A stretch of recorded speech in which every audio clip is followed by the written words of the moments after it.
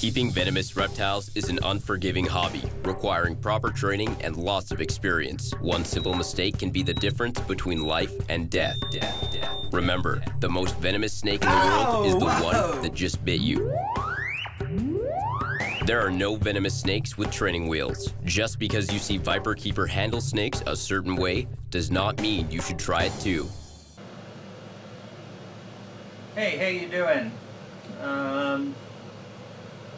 I found another vendor who makes good quality trap boxes. There's not a lot of people that do this, so I want to make sure that the word gets out for keepers, especially venomous keepers, who want to be able to have a trap box in the cage, so it makes it easier to avoid having to take a snake out of the cage, put it into a big bin or something, just to service the cage.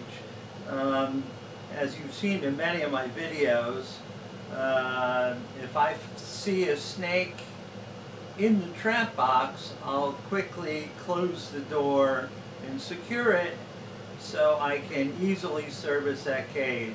Even though I had other plans, I take that opportunity because it avoids the possibility of getting bitten while trying to get the animal out of the cage, which they don't really want to do because they consider it an intrusion.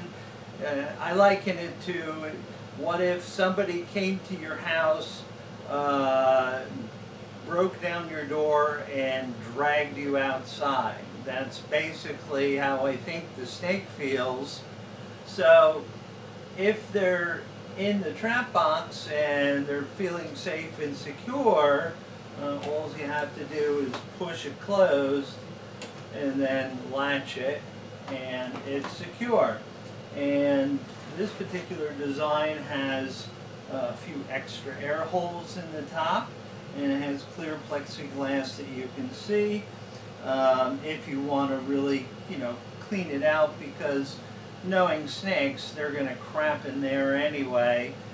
So eventually, you might have to, take the trap box out while the snake is still in the cage and service the trap box. But trap boxes are good to have.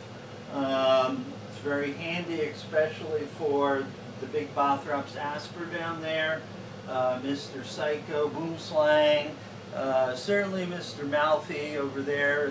All the taipans and the forest cobras have trap boxes, and you've seen me use them in the past. So it's a very nice design. My only criticism was that it would be nice if he had a hinge with a piece of black plexiglass with some slots or something milled, so the air holes wouldn't be covered. Not that it really makes a difference, because this is not airtight. There's enough airflow through the cracks. You're not going to suffocate your snakes, but snakes like to go into dark places where they feel secure. I know a personal snake that likes dark spaces also.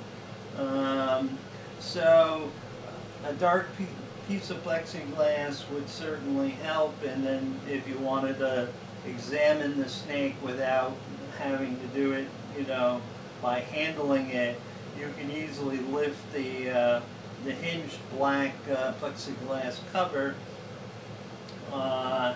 and observe the snake, just like I do with the trap box that's in with the male taipan and the male forest cobra. So what I think I'll do before I put these into operation is I will tape, I'll cut up a black garbage bag, tape it over top, and just make a small cutout for this corner, so the air holes aren't covered and there's a little bit of light that goes in there. It's sturdy. It's better than the other ones that I have. This is Melamine, I think, is the material. It's well designed. It comes, of course, with a set of keys so you can unlock it, so you can open it, and then use your hook to slide it open. The trap boxes that I got previously are glued together, and this is a bit unnerving because if you accidentally drop the box, it could crack open and release a very frightened and angry, deadly snake into your environment. And the whole purpose of the trap box is to prevent this from happening. It's a very nice design. This is one of the 3 different sizes which I purchased for the lair. I will put a link in the video so you can see it, but he's got a Facebook page. It's Scalebox with a hyphen in between, and his name is Dustin Cato, C-A-T-O-E on Facebook. Very nice guy, builds a really nice product. Again, my only negative that I think is that it either should be black plexiglass on the top, so there's really no reason to see the snake other than to see, oh yeah, he's really crapped this up, next time I'm going to have to remove it. But a hinge piece of black plexiglass and some slots for these air holes that'll allow the minimum amount of light in there, and the snake will go in there and be comfortable. There's a big enough hole for it to get in and out of, so it can be used for, you know, things that go snap and bite, like blood pythons and things like that. I personally, you really must like the bleed if you keep green tree pythons, Amazon boas, and blood pythons. You really must like that. Any rate, that's what I have to say about these nice trap boxes. I am going to employ them in probably some of the Bothrops cages, like the Jararacas. Probably that Asper. Oh, a big yawn from, you missed it, so don't bother. No, I think actually he was in the corner there. Oh, he was in the corner? A big yawn from Fatso, Mr. Water Cobra there, Thud. So that's it. So we're going to go about our normal business here, feeding some of the inhabitants of the lair. Elvis is behind me and quite upset because he hasn't been fed yet, and it's Saturday afternoon.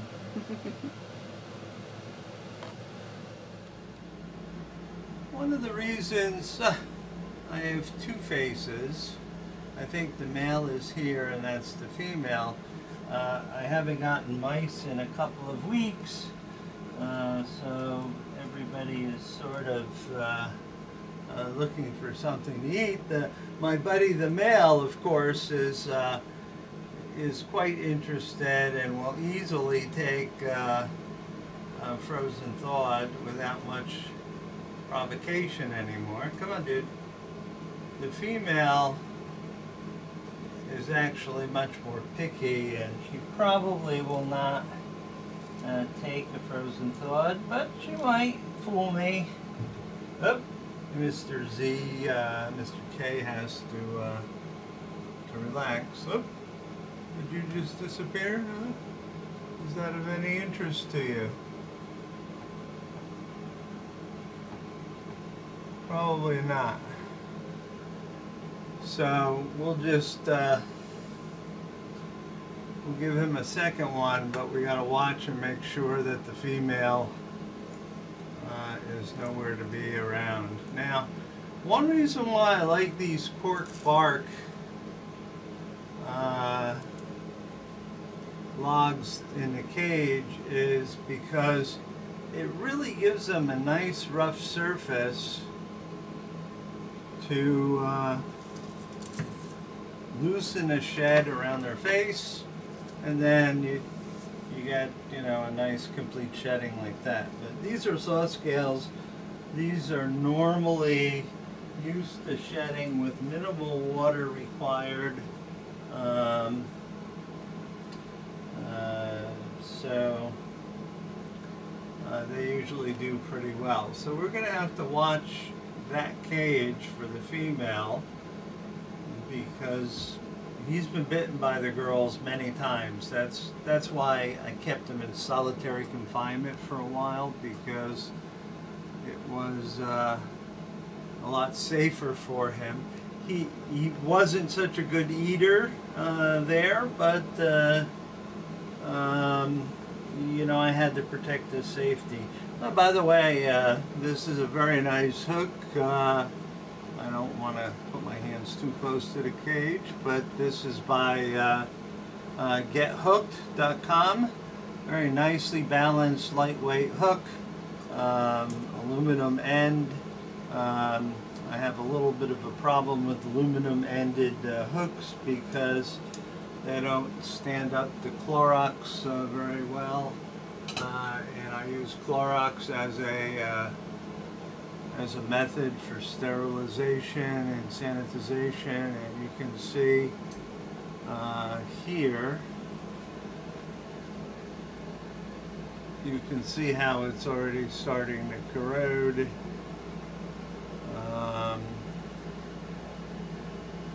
It just to me, it needs to be, Almost down the hatch.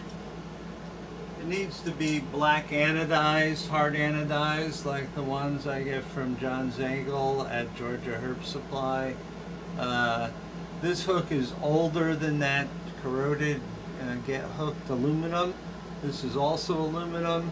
It's in perfect condition. It stands up to the harsh disinfectants that you really should use in your collection, so you don't transmit diseases from one cage to another.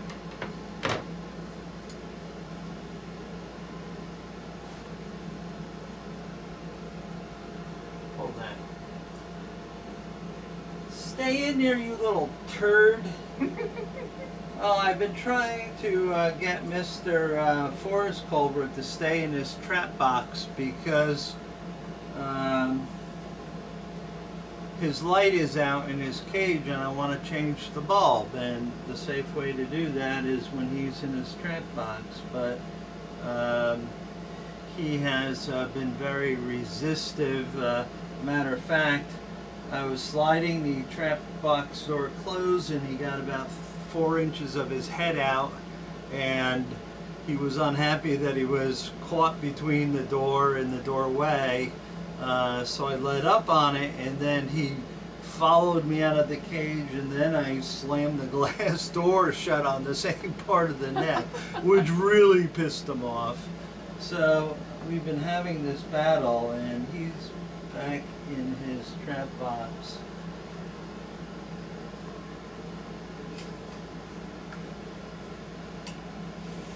Put your nose back in. Yeah, Yeah, he's just not falling for it anymore. He's such a little, you know what. Yep. And this guy's waiting very patiently. Are you ready? I'm not sure it's down far enough yet. He likes to get it really sort of down the hatch. He might take it.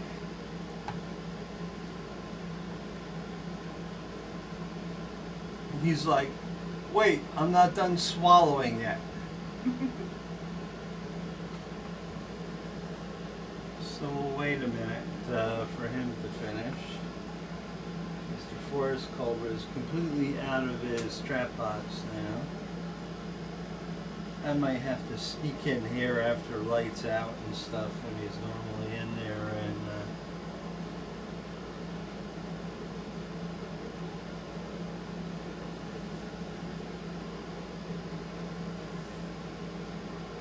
for another. Oh, well, that was a big burp.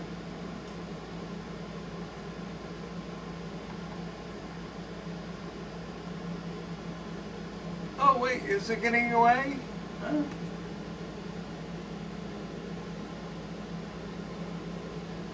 Come on. Just gotta get those burps out. Come on. There you go, buddy. Got it?